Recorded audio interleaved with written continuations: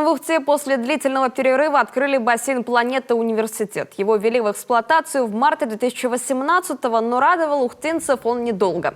Через год по техническим причинам его закрыли. Потом пришла пандемия, и работу спорткомплекса не возобновляли до настоящего времени. Однако, по словам руководства вуза, долгий технический перерыв они использовали по максимуму.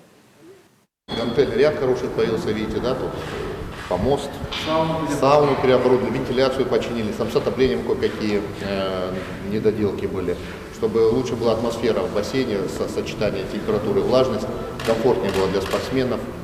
Вот, все-таки мы ставку сделали больше, наверное, для любителей, потому что, видите, у нас в бассейне тепло, чтобы дети не мерзли, чтобы мамы не волновались. Когда, например, для профессиональных спортсменов лучше, когда более прохладная температура. Это многофункциональный спортивный комплекс, который включает не только бассейн, но и сауну, массажные комнаты, спортзал. «Планета Университет» будет доступен для всех желающих. Студентам УГТУ скидки. Что особенно важно, бассейн будет работать и летом, в отличие от городского.